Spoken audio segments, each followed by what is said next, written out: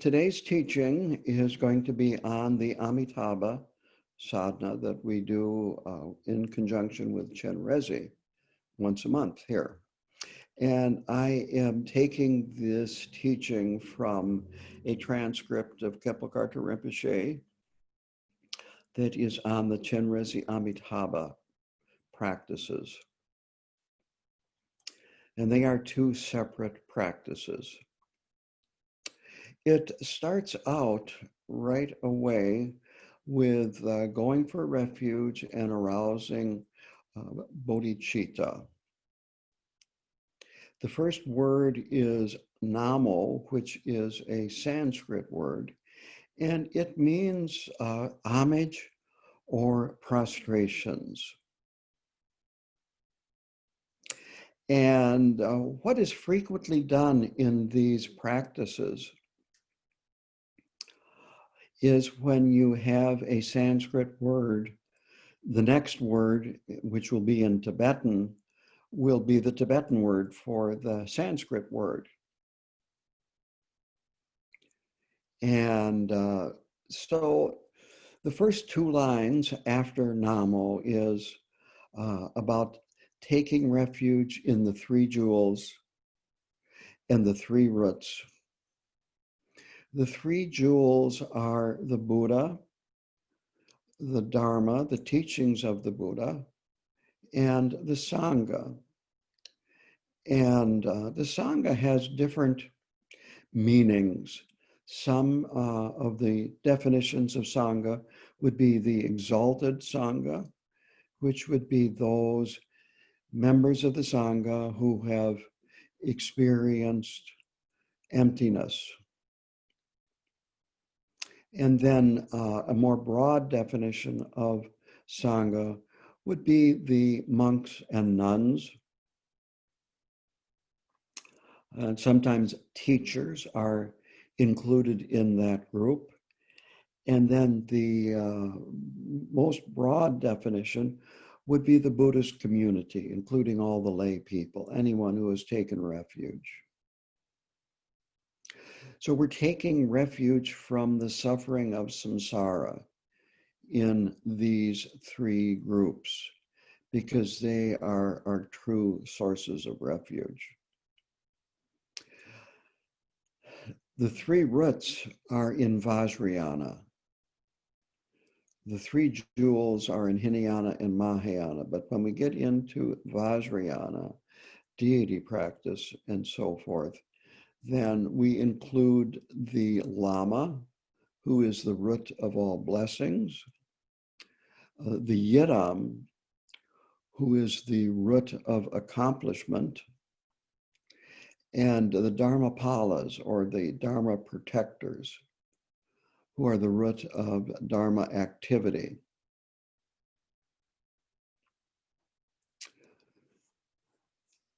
These are large groups, you might say. There are many different Buddhas. There are 84,000 different ways to teach the Dharma, and the Sangha is vast. Included in these groups are also bodhisattvas, all bodhisattvas,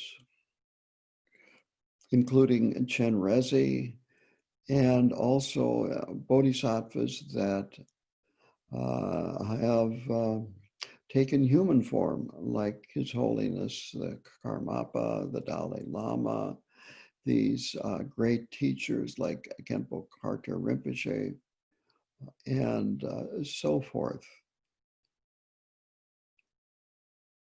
And so there are many different yidams. There are many different Dharma protectors. So we are praying that we ourselves are under their protection and guidance, as well as all sentient beings. We're including all sentient beings in this refuge. This is Mahayana refuge. Then the next two lines, line 3 and 4, is about cultivating aspiration bodhicitta. And this is the wish to establish all beings without exception in Buddhahood. Now, that aspiration is essential, but if we leave it at that, we won't get anywhere. You have to take steps, you might say, to progress on the path. And so we have to couple that aspiration, bodhicitta, to establish all sentient beings in Buddhahood through our traveling the path and increasing our ability to guide beings to Buddhahood. We couple that with what's called engagement bodhicitta. And that is, in this case, chanting and doing the rest of the practice. So it is standard to either at the beginning or close to the beginning of most Vajrayana practices to have a section where you go for refuge and where you then generate this aspiration to liberate all sentient beings and then do something about it. So having completed the going for refuge and engendering bodhicitta, we now transform ourself and the universe into a pure realm, the realm of Dewa Chen, which means the land of great bliss or the realm of great bliss.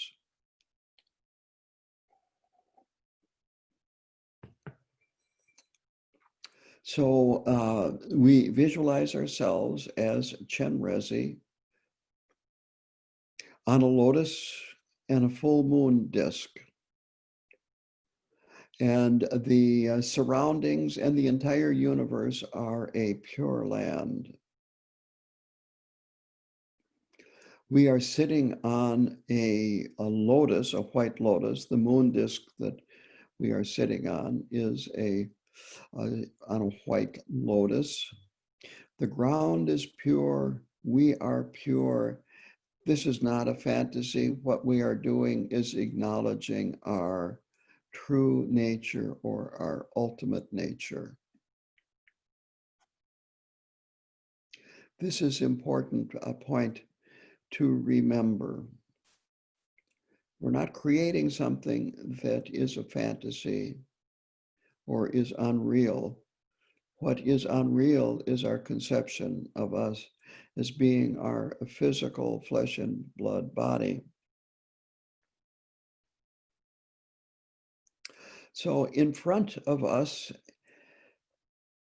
and slightly above us is Amitabha on a lotus and a full moon disk.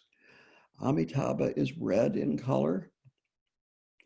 He has the marks of a perfect Buddha, which means he has the protrusion on top of his head. He has the elongated ears. There's a total of 32 major marks that all Buddhas have. And so those are some of them. I'm not going to go into all of them at this point. But basically, he looks like Shakyamuni Buddha, except that he is red in color. And both of his hands are in his lap, holding a begging bowl. He's sitting in Vajra posture, which means his legs or his feet are on his opposite thigh.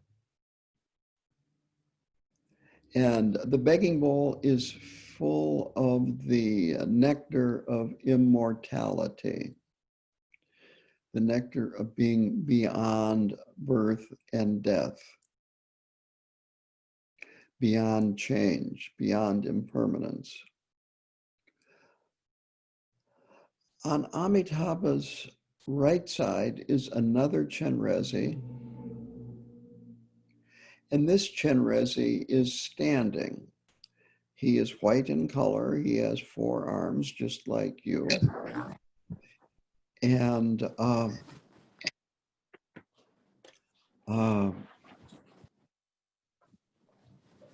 he is on a full moon disk. On his left side is Vajrapani. And he has 1 face, 2 arms. He's blue in color. He holds a Vajra in his right hand, a bell in his left hand, and he too is standing on a lotus and a full moon disk. So the visualization in front of us is Amitabha in the middle, slightly elevated, not sitting on the ground, but slightly elevated. And then to our left is a standing 4-arm Chenrezi, and to our right is a standing 2-armed Vajrapani, who's blue in color. So that is the front visualization. Amitabha, Chenrezi, and Vajrapani are surrounded by a countless number of bodhisattvas, shravakas, and arhats, and they're all in monks' robes. I didn't mention this, but Amitabha is wearing the 3 robes of a monk also.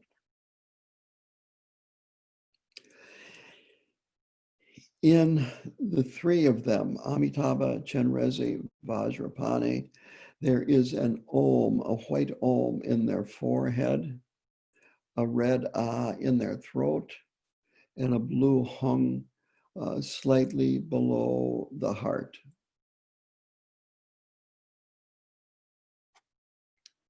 In Amitabha's heart center is a full moon disk, which is laying flat, with his seed syllable, a Hri, a red Hri, surrounded by his mantra, Om Ami Deva Re. The letters are facing inward, and they're arranged counterclockwise.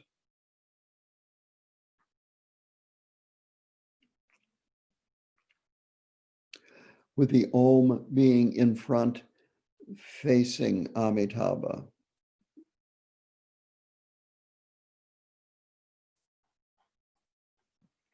From your perspective, then you would see, you might say, a mirror image of that Om that is facing Amitabha's seed syllable, Hri. In your own heart center,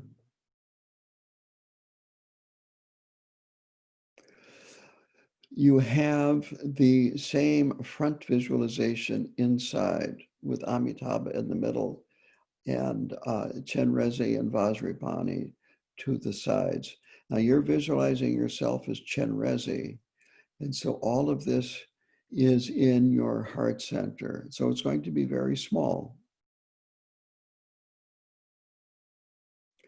And if you're really good at visualizations, then it would be excellent if you could visualize them surrounded by the same enlightened beings that surround the front visualization.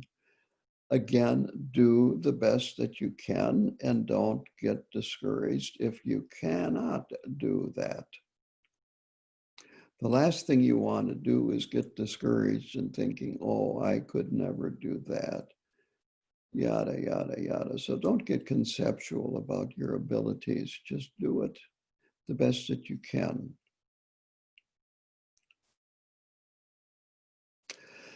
So light radiates from the Om Ah Hung in the deities in front of you. And it makes offerings to the deities in Dewa Chen, which is Amitabha's realm. Dewa Chen literally means Dewa is bliss and Chen is great. So the land of great bliss. This invokes the blessings and the power of the actual Amitabha, Chenrezig, and Vajrapani, because this is where their abode is. And the light comes back as the blessings of the body, speech, and mind of the actual enlightened deities. It dissolves into all of the deities in front of you and into yourself, all of the deities that you're visualizing in your heart, plus the Chenrezig that you are visualizing yourself as. And this is like mixing water with water. So they become inseparable.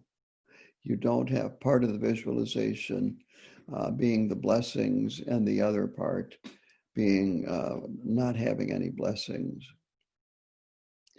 Another image that is frequently used is like snowflakes landing on a lake and then, of course, dissolving and disappearing.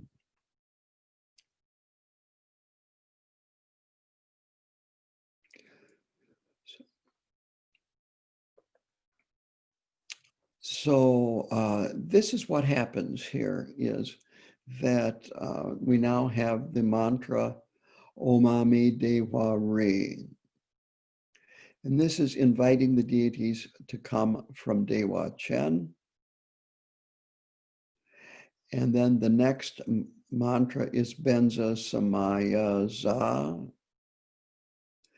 What we're doing is we are requesting these deities to come by invoking their Samaya commitment.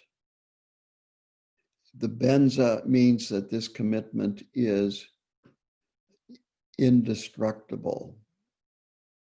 And the commitment is, of course, to benefit all beings.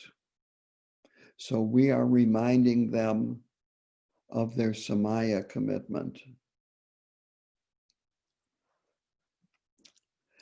And then what happens is the actual physical, I shouldn't say physical, visualized representations of these deities, the actual deities that we're visualizing, but these are not our visualized deities. These are the actual deities that we have invited to come.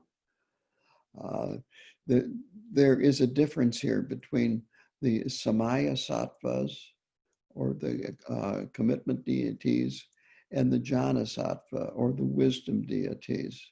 And so what we have done up till this point is visualized ourselves as a Samaya Sattva, a commitment deity. And now the commitment deities send light out to the pure realms, inviting the wisdom deities to come. They come very briefly in some of the pujas. They will remain in front of us and above, elevated in the sky. And then they merge with us. They dissolve into us. And this happens when we say Za Hung Bam Ho. That is the point where these deities that we have invited from Dewa Chen enter us. So these are the blessings that were talked about a little bit ago, that we have invited these deities and for their blessings, and so they come in the form of the ones that we are visualizing, and then they dissolve into our heart and into the heart of all the deities in the front visualizations. Then the mantra Tik Tra Len, And at this point, we as Chenrezi emanate countless offering goddesses from our heart. And we request the deities to please be seated. The offering goddesses at the point of Ati Pu Ho do prostrations to the deities.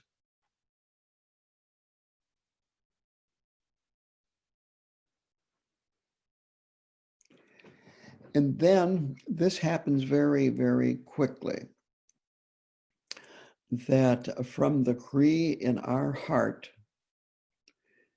which is red, it radiates light and invites the 5 male and female Dhyana Buddhas.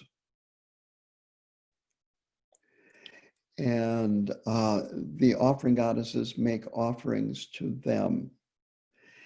And there are 5 syllables that we chant, and each one stands for a particular Dhyana Buddha. So Om is white, and it is Vairochana. Hung or Hum, it's a difference in pronunciation. It's the same syllable. The Sanskrit is Hum. The Tibetans usually pronounce it Hung, H-U-N-G. That is blue, and it's Vajrasattva. Tram is yellow, and it stands for Ratnasambhava. Kri is red, and in this case, it's Amitabha, who is a Sambhogakaya deity, a Sambhogakaya manifestation of Amitabha. And then the A is green, and that is Amoga City.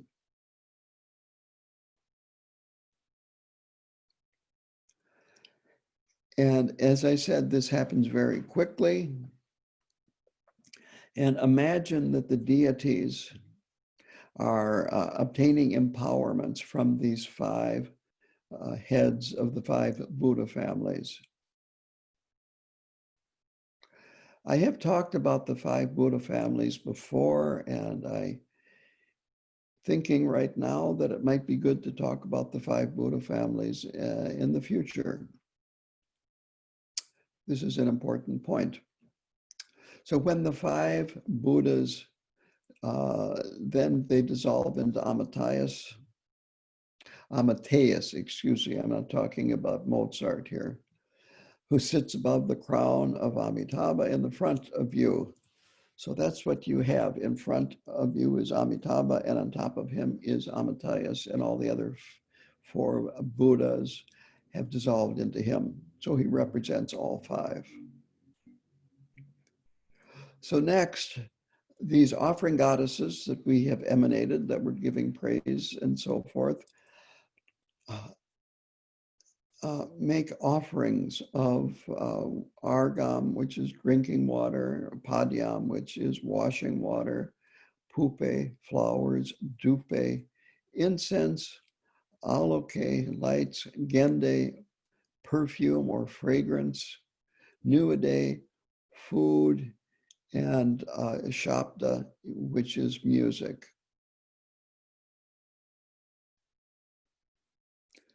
Rinpoche says that the offering goddesses are different colors, but we don't have to, you might say, distinguish them as well, this offering goddess is this color and from that family and so forth. Just realize that they are different colors. The next part of the practice is offering praise to Amitabha.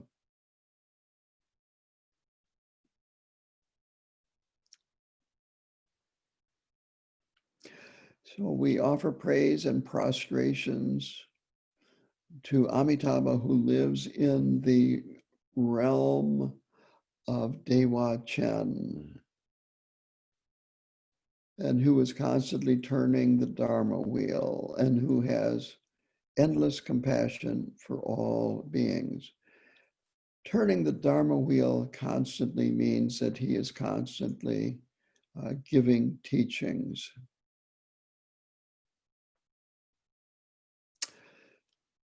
Next comes Emaho, and this means marvelous or excellent, meaning that Amitabha is excellent and wonderful, as well as Chenrezig and Vajrapani and all the other enlightened beings that are in the front visualization and in our heart center.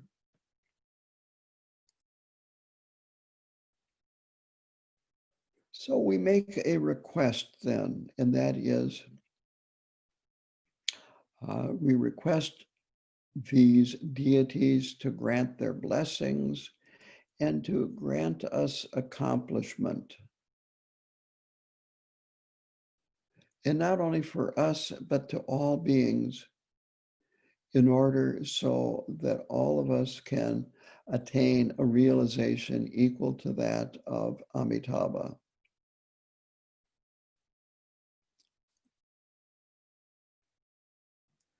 As a result of this supplication, multicolored lights, mostly red, emanate from the three main deities in front of you. They go to Amitabha's Pure Land, Dewa Chen. They invoke and arouse the energy of these beings and the compassion of these beings and of their body, speech, and mind.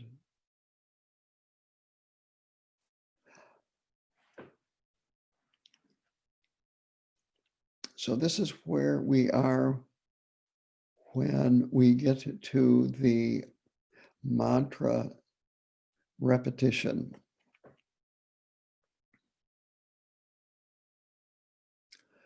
During the recitation of the mantra, Om Ami Dewa Hri, the blessings come back from Amitabha and all the other deities as a result of our prayers. The blessings of body are visualized as the body of Amitabha and the other deities. And they come in various sizes, all kinds of different sizes, large, small, intermediate. And his speech, the blessings of his speech and the speech of all the other deities, comes in the form of the mantra, Om Ami Dewa Re. And the blessings of the minds of all of these deities comes in the form of vajras, begging bowls, lotuses, malas, bells, and so forth. Any of the objects that are held in the hands of these deities, they come in that form. And these objects, the forms, the mantra, and so forth, they come to us in the front visualization, and they fall on us like rain or snow, dissolve into you, and also to all beings of the six realms. We're including all beings in this visualization. We're not leaving any out.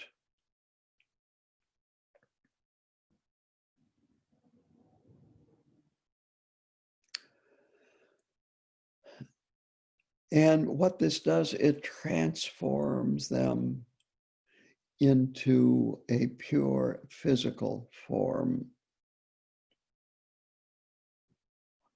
Could be the form of Chenrezig, could be the form of Amitabha. It transforms their form into a perfect form. All words become mantra, all sound becomes mantra, and every thought that arises in our minds and the minds of all sentient beings becomes the essence of enlightened mind. Again, remember that there are not two different sources of thoughts. There is one place which is enlightened mind, where good thoughts arise from, and another place, a confused place, where negative thoughts arise from, that they all come from the same source, and it is our projection that puts them in a category of good or bad. When we finish the mantra repetition, which is Om Ami Dewa Re, then we finish it up with a quick repetition of Hri, Hri, Hri, as many times as we can, and saying it quickly.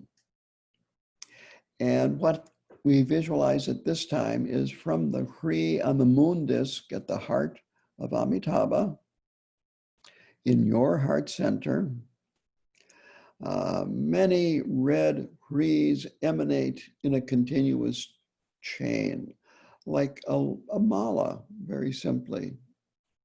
A mala, instead of beads, is a Hri. They come out of the mouth of Amitabha at your heart center, and then out of your mouth as Chenrezi in a continuous chain. It goes to the mouth of Amitabha in front of you as an offering, and then into his heart center. This blesses this chain of Hris.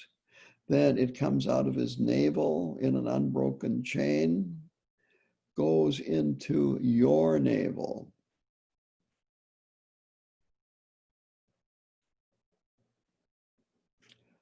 And then into the Amitabha's navel in your heart, and then to Amitabha's heart, and then to his Hri, and then goes up to his mouth and continues to circulate.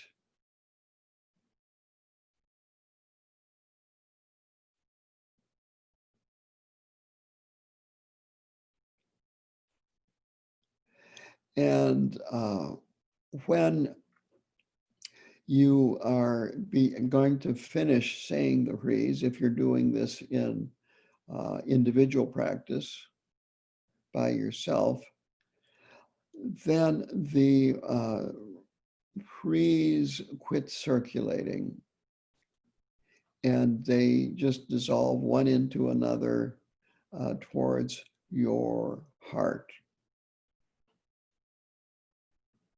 and dissolve into that Hri at the center of your heart, where you have another Amitabha. If you're doing it here in a group, then it happens quickly. When the Umze says the last Hri, do this dissolution if you can do it that quickly.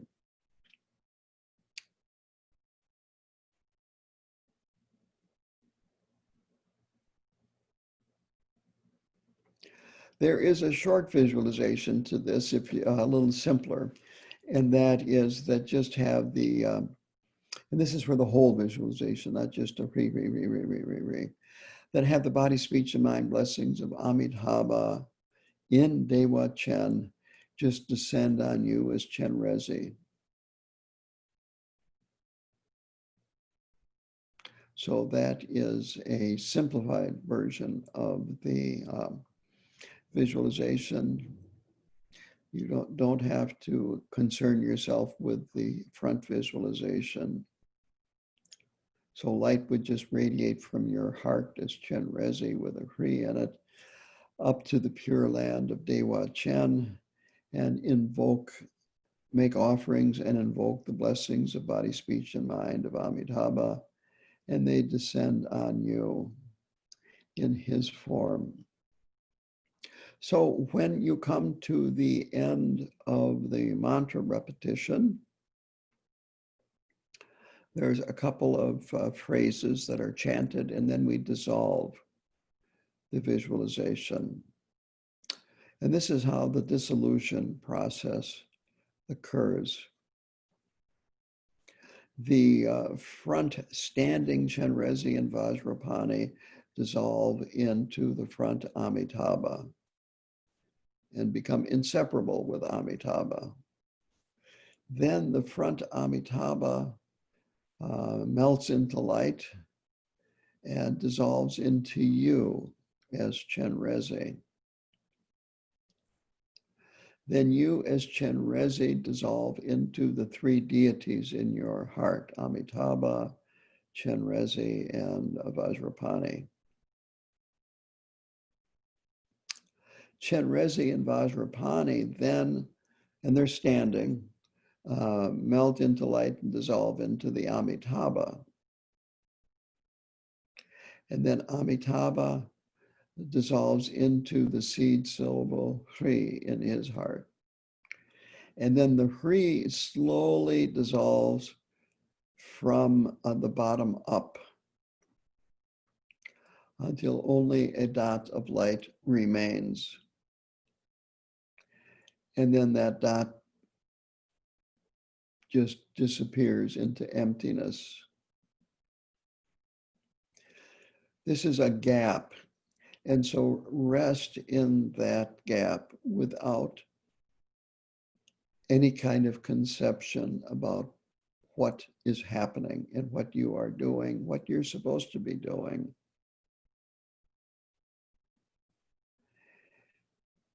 And if you can do that, it still will not last very long, because then thoughts will arise. And no problem. Again, don't have any negative thoughts about thoughts arising. We're not trying to stop the thoughts. If you try to stop the thoughts, you're just going to generate more thoughts. And it becomes even more difficult. So the point is to just recognize that, rest in that recognition non-conceptually, and then as soon as a thought arises, then re-arise as Chenrezi. Excuse me, re-arise as Amitabha. This is a little bit unusual, by the way, where you've been visualizing yourself as Chenrezi, and then you do the dissolution, and then you arise as Amitabha. But this is the way it is done here.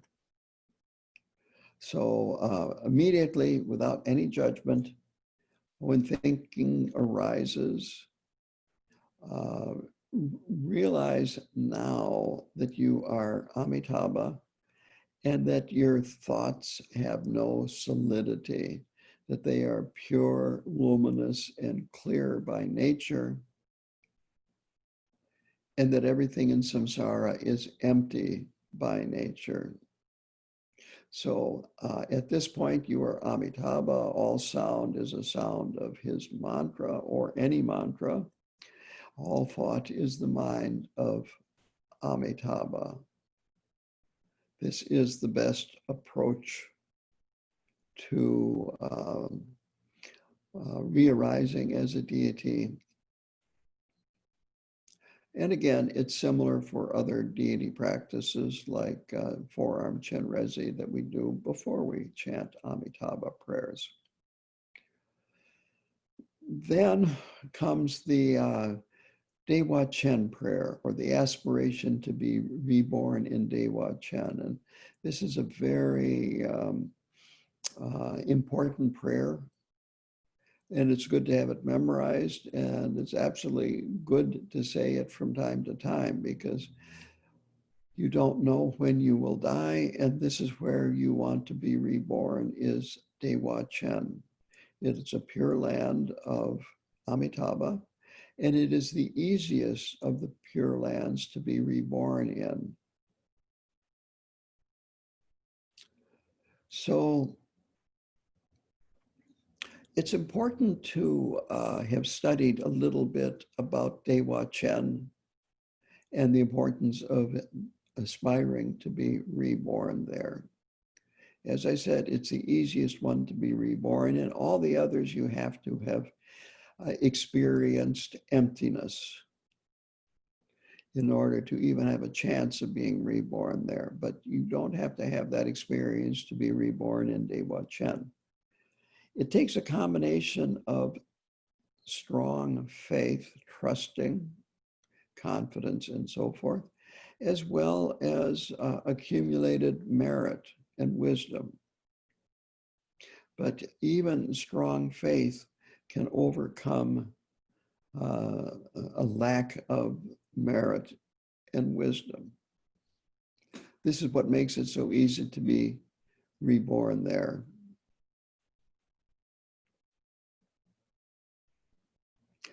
When you're born there, you will never be reborn in any of these 6 realms of samsara.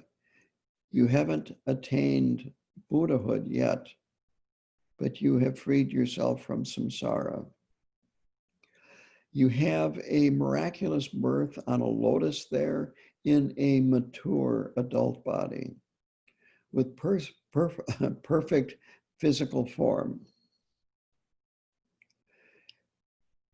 Dewa Chen is called the land of great bliss, and the reason is that there is immeasurable happiness, joy, and bliss there. Even the word suffering is unknown there. Whatever you want will appear miraculously. Most beings want to receive teachings or offerings to offer to Amitabha and the other deities there. So these will just appear miraculously. And you can hear teachings of any of the other 4 Buddhas that you want. Even billions of realms away, because you do not have a physical samsaric body. Your mind can travel anywhere. Sounds are not just pleasant, they are profound.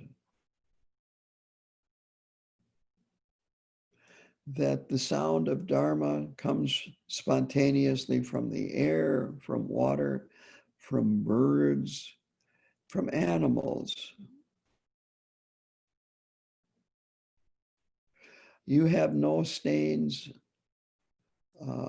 or defilements when you are born there. And beings receive teachings there and quickly attain Buddhahood.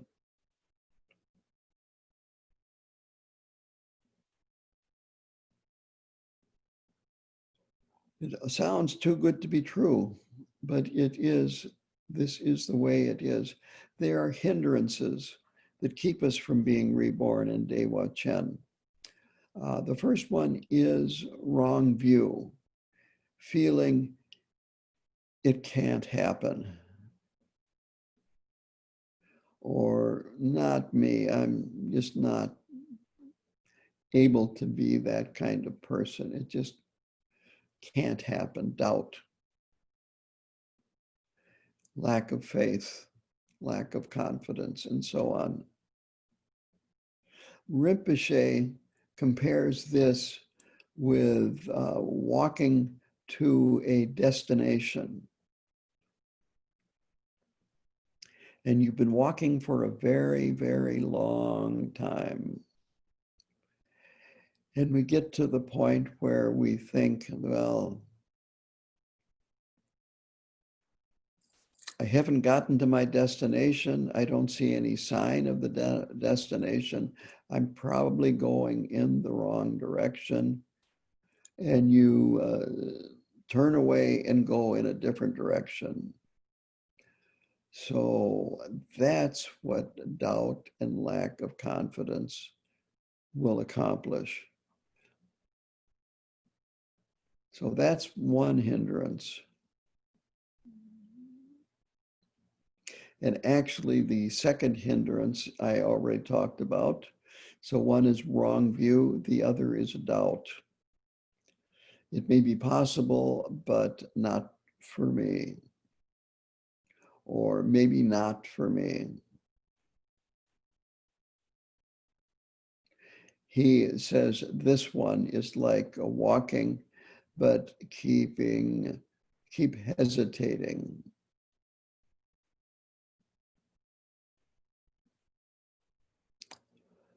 So wrong view is thinking that it just can't happen for everybody or anybody, and doubt is it can't happen for me. So we have to avoid both of those. So after the Dewa Chen prayer, during the Dewa Chen prayer, we pray to take rebirth directly in Dewa Chen. And at the time of death, our perception will change if we have faith and trust. As confused humans, we perceive things in a way that humans see them, which is thinking that things are solid and permanent, separate from us, and so forth. But things are not the way we think they are. An animal sees things differently. In the United States today, we are getting ready for an election, and polling shows Republicans see things very differently from Democrats. This is an indication that phenomena are actually unestablished, and we determine through our own thoughts, beliefs, habitual patterns, and so forth, what is. That having faith and trust is very important, and with faith and trust, we can actually see Dewa Chen while we are alive. With this very strong faith and trust, the fear of death is gone.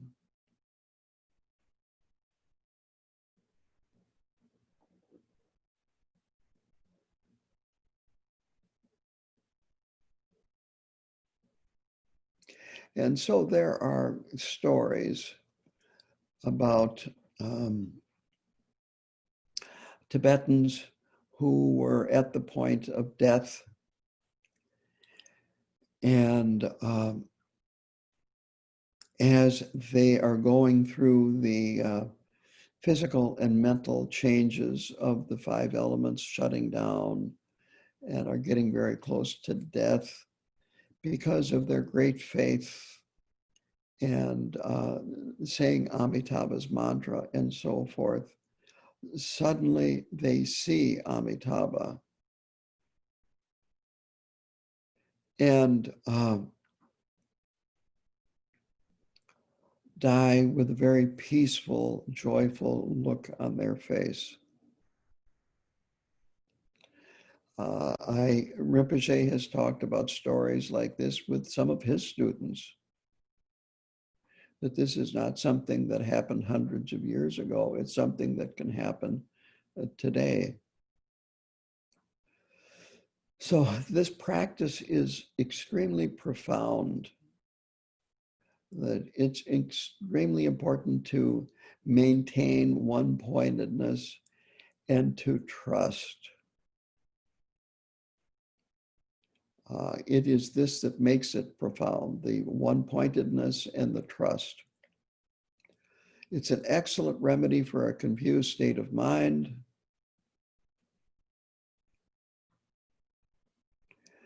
And the faith here, and I've talked about faith in other places, faith here includes trust and confidence in Amitabha, trust and confidence in the practice, in the teachings, and in yourself.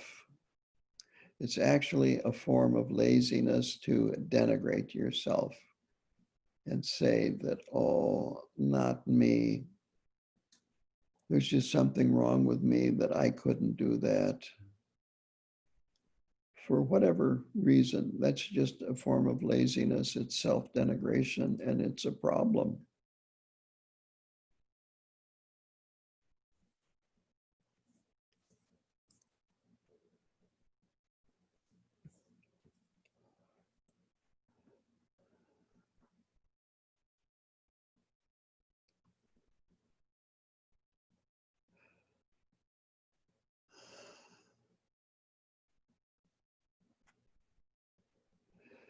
So to go on here, here is the teaching on the Dewa Chen prayer. It begins Emaho, explaining how wonderful Amitabha, Chenrezig, and Vajrapani are, all the Buddhas and Bodhisattvas, as well as their pure lands, and how wondrous it is to be reborn there. We then pray, after talking about all the deities that are in the Pure Land of Dewa Chen, and how wondrous it is to be reborn there. We pray that we are instantly reborn there as we pass from this life. And we ask all the Buddhas and Bodhisattvas of the 10 directions to remove all hindrances to fulfillment of our aspirations, hindrances caused by imperfection in our practice, karma, and our understanding. And then we finish with the mantra, Teyata Pensadriya Awa Bodhanaye Soha. And this means that we are praying that whatever prayers we have made be fulfilled quickly and rapidly with the blessings of the 5 Buddhas.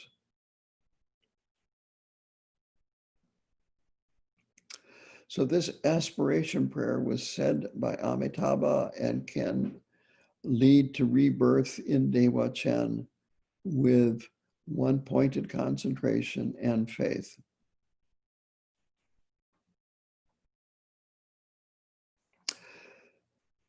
To finish up the practice then, after the Dewa Chen prayer, we have some aspirations to increase our virtue and to be reborn in Dewa Chen. So first we request the Buddhas of the 10 directions to give us their attention as we are saying these prayers, so that the merit of all the visualizations and prayers we have performed will increase. There are 3 methods of increasing merit. First of all is rejoicing in the merit of bodhisattvas. And they have accumulated an immeasurable amount of merit since they are bodhisattvas. Being bodhisattvas means that they have experienced emptiness and have attained a high level of realization. The second is offering our own personal merit. Everything that we've accumulated in the past, in the present with this practice, and will accumulate in the future. And we're offering it to the 3 jewels, the Buddha, the Dharma, and the Sangha. And then we pray one-pointedly that all of the Buddhas and Bodhisattvas will reveal profound teachings and these teachings will flourish in the world.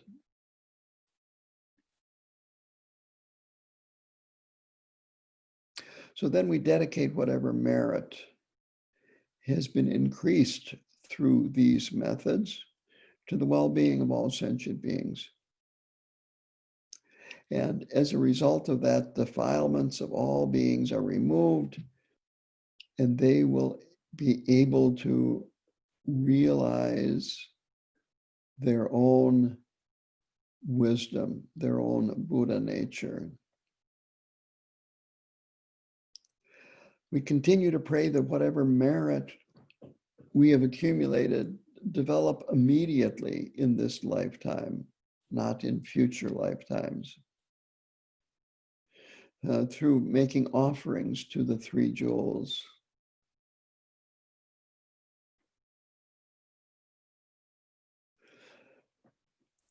Then we request that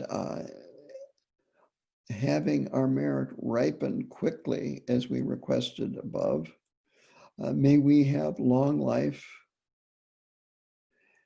and obstacles, obscurations, and hindrances be removed. These are both obstacles, hindrances, and obscurations to the accomplishment of long life and just plain to traveling the path. So both long life and being able to travel the path unhindered are prayed for here.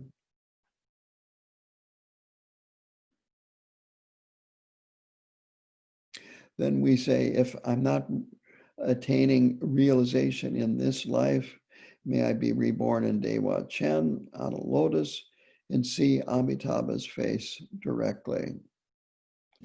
May the two veils be removed, the veil of the kleshas, are conflicting emotions, and the veil of a dualistic thinking or the cognitive obscuration. And then may I experience the 10 bhumis, the 10 levels that bodhisattvas go through to complete Buddhahood. The first bhumi, or the first level, is the direct experience of emptiness. Then we ask, having achieved enlightenment, may I be able to generate countless emanations to benefit limitless beings in samsara.